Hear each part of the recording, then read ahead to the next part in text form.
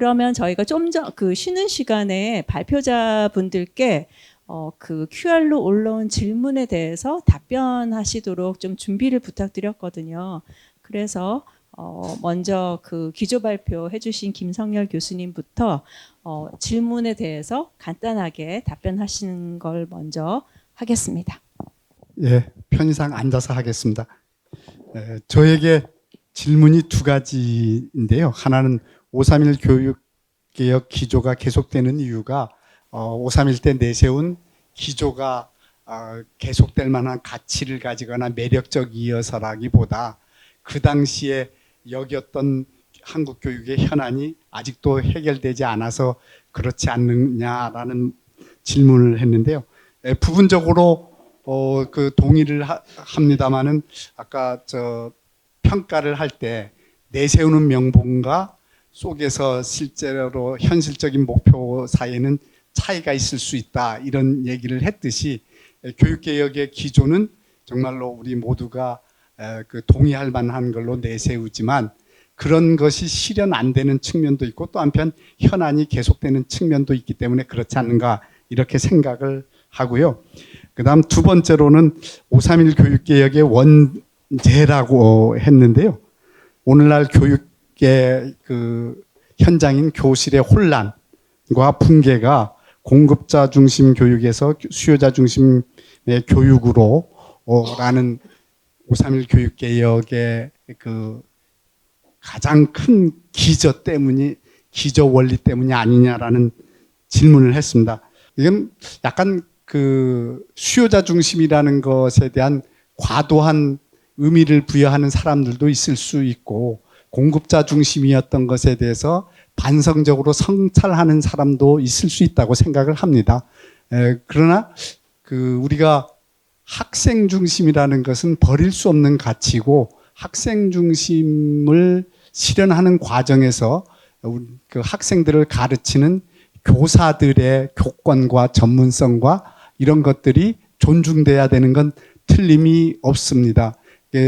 한꺼번에 이제 모든 것이 균형을 맞춰가는 것이 아니고 한번 뭔가 파도를 치거나 충격이 오면 머리가 좀 어지럽잖아요. 어지럽다가 이렇게 정신을 차리면서 적응해 나가듯이 아마 그 지금 현재도 그런 그 과도하게 수요자 중심이라는 것을 생각하는 분위기 그리고 왜곡된 생각들이 있을 수 있지만 우리가 학생을 중심에 놓는 것을 오늘날 그 교육 현장과 교실의 혼란의 원죄다라고 하는 것은 좀 지나친 것이 아닌가 이렇게 생각합니다.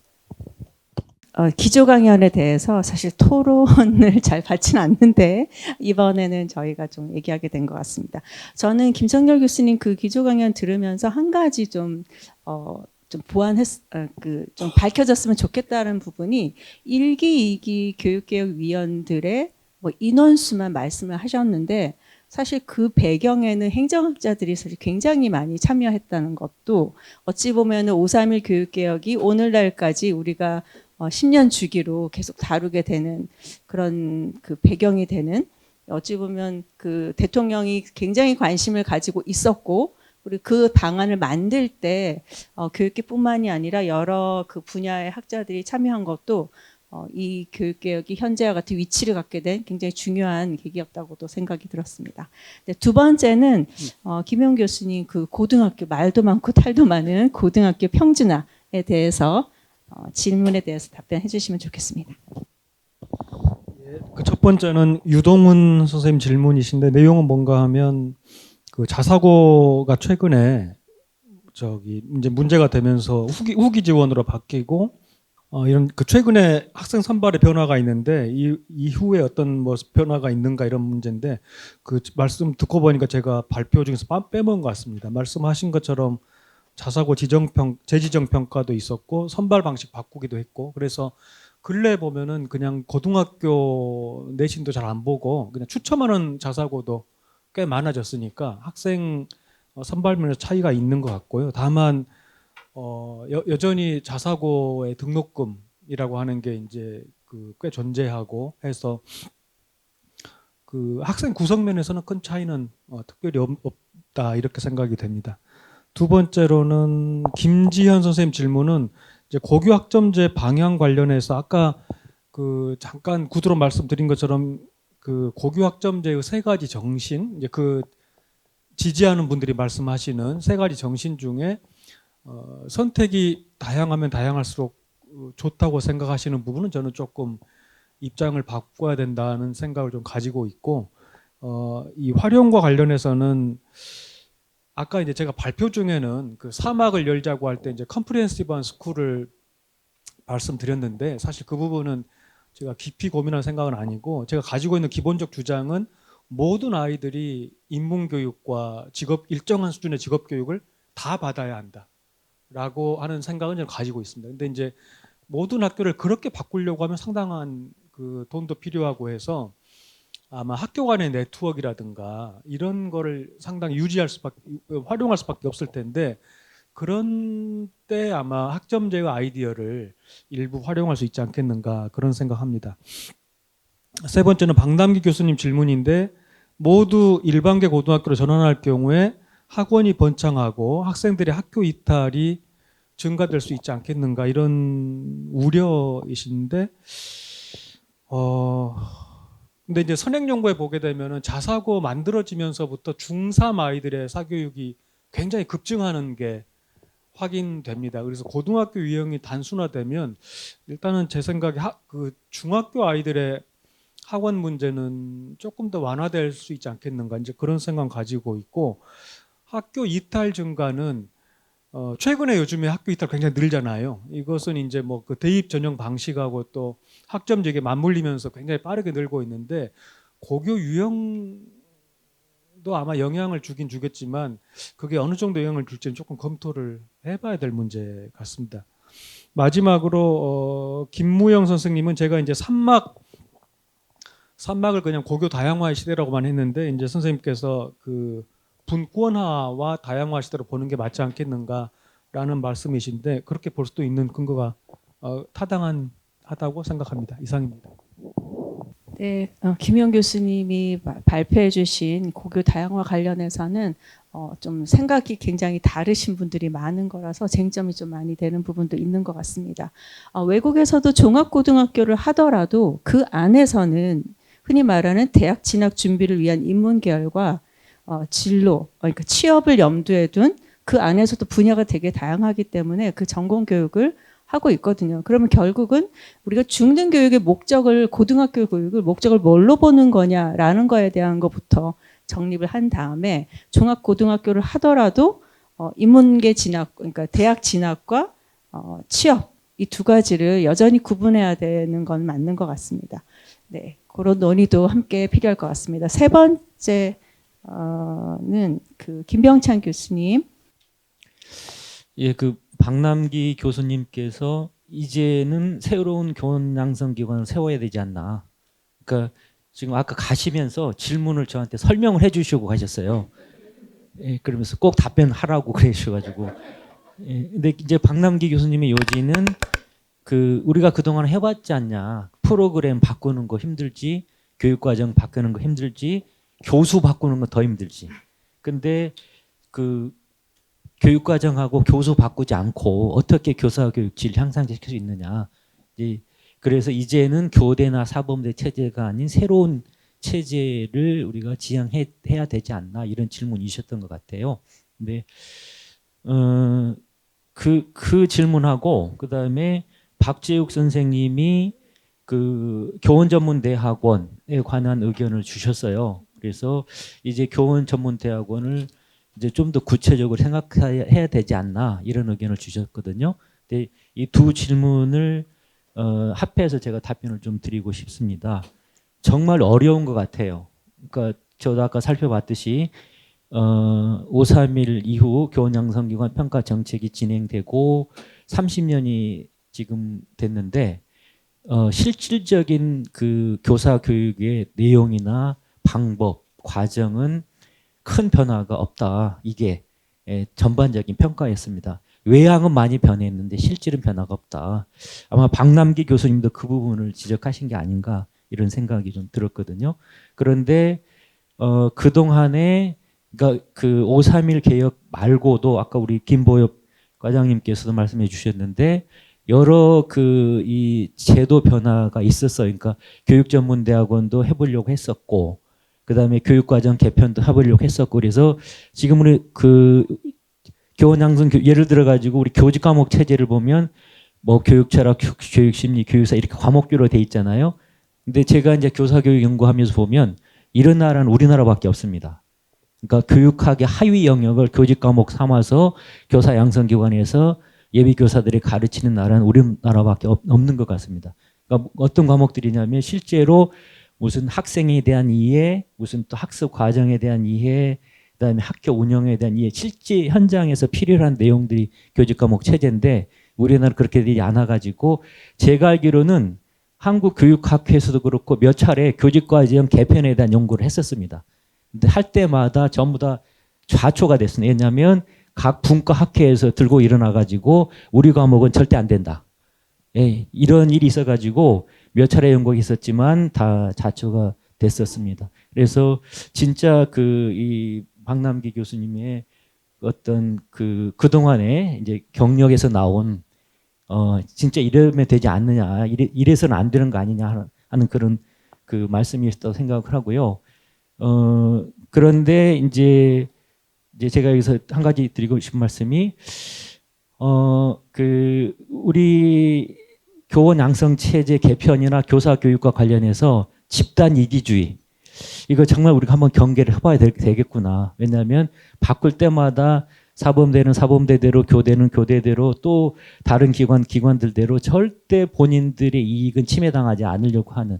그러니까 교육부가 제가 봤을 때 상당히 노력을 했다고 봐요. 근데 교육부도 그렇게 갈등이 유발되고 그다음에 타협이 안 되면 교육부도 전진을 못하는 것 같습니다. 그래서 우리의 내적인 이 풍토가 개선이 정말 돼야 되겠구나, 이런 부분 한 가지 말씀드리고 싶고요. 그다음에 또 하나는 아까 우리 남수경 교수님은 자율혁신 불가능하다, 우리. 그러니까 국가가 개입해야 된다. 그러니까 일정 부분 동의를 하는데 저는 한편으로는 자율혁신이 불가능하게 만든 게 누구냐? 저는 국가라고 보거든요.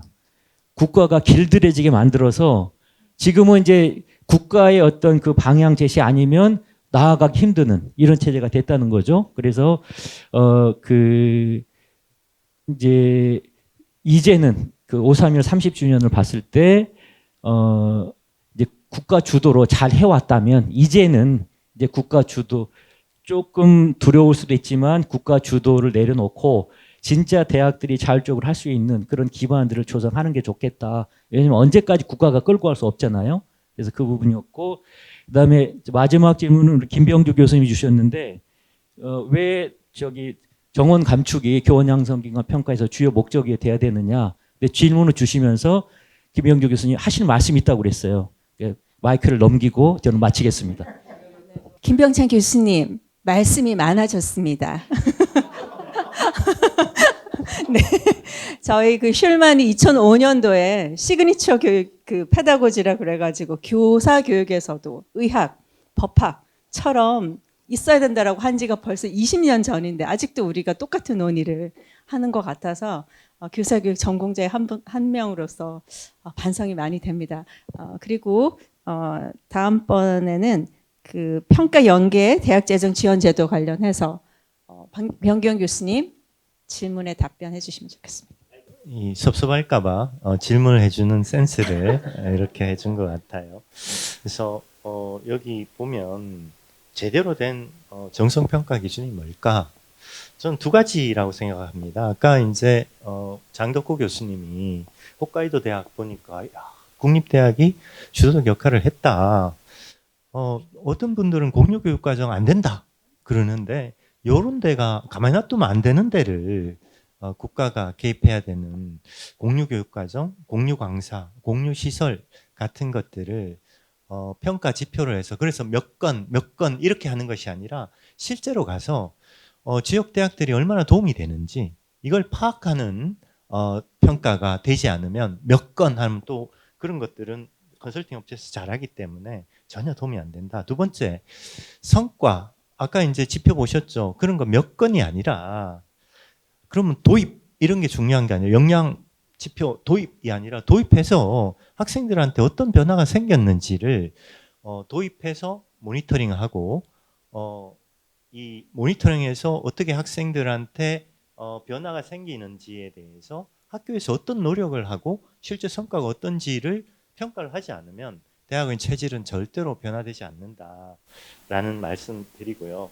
그러니까 김보엽 교수님 교수님한테 이제 김병주 교수님 말씀하시는데 제 말을 네, 제가 한마디만 드리면 평가 연계 재정 방식보다는 포뮬라를 이렇게 해야 되지 않나라는 말씀인데요. 저는 개인적으로 평상시라면 포뮬라가 훨씬 더 타당한 방법인데 지금은 어떻게 보면 지역 단위로 구조조정이라는 것들이 이루어지지 않으면 우리가 IMF 때 이 부가가치가 높은 쪽으로 빅딜도 하고 통합하고 역할 재조정하고 이런 것들이 아니면 IMF를 극복할 수 없었듯이 지금은 평상시가 아니라 그러니까 지금 누가 보더라도 대구 경북 지역에 4년제 대학이 너무 많은 상황에서 그 전체적인 판을 재구조화하지 않고 포뮬러를 가지고 이렇게 재정 지원을 하는 것들은 사실은 한계가 있지 않는가. 물론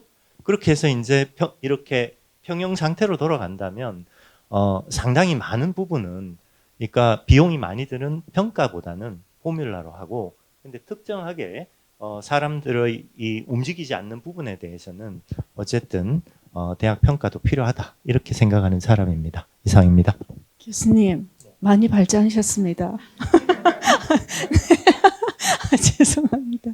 네, 대학 평가 연계 대학 재정 지원 사업은 이제 발표자이신 변경 교수님은 주인 대리인 이론으로 또 토론자이신 홍창남 교수님은 준 공공재 이론으로 좀 그 내용을 보셨기 때문에 오늘 집에 가셔서 이 두 가지 틀에서 이 주제를 한 번 더 살펴보시는 것도 이렇게 도움이 될 것 같습니다. 그리고 마지막으로 대학 설립 준칙주의 장덕호 교수님 나와서 그리고 장덕호 교수님은 특별히 토론자에 대한 답변 토론 내용에 대해서도 발언하실 수 있도록 해드리겠습니다. 예, 감사합니다.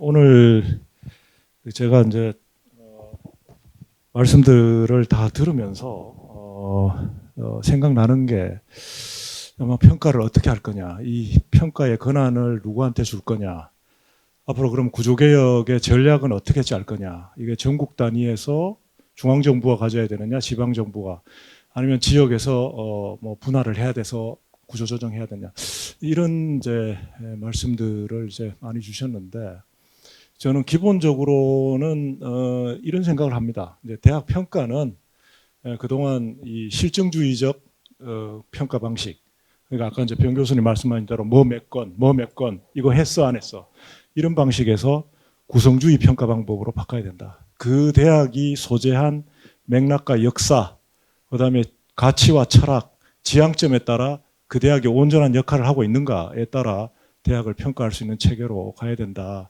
하는 그런 말씀을 드리고요. 제가 아까 제 발표하면서 정말 중요한 걸 제가 말씀을 못 드렸는데 사실은 지금 이 시점에서 대학이란 도대체 한국 사회에서 무엇이냐는 거죠. 거기에 대한 고민을 좀 해봐야 되는데 이미 이제 뭐 몇몇 학자들이 대학이란 그러니까 지식과 개인과 그리고 인류 그리고 우주의 본질에 대해서 그죠? 권위를 부여하는 이 사회에 존재하는 1차적인 제도다. 그럼 우리나라 대학은 지금 그렇게 하고 있는가 하는 겁니다. 그런 차원에서 대학을 다시 한번 들여다봐야 되지 않을까 하는 그런 생각을 하면서 아무튼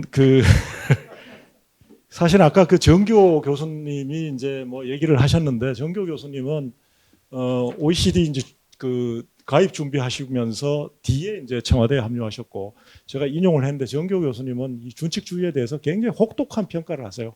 국가가 역사에 이 사상과 이 문화에 대한 자유시장에 그죠? 대학을 내맡긴 아주 역사적 책임이 너무 큰 게 바로 준칙주의자들의 과실이었다. 그래서 국가는 그죠? 역사에 개입하는 무거운 지위와 책임을 포기하고 그냥 역사가 흘러가는 흐름대로 거기에 다 맡기고 말았다.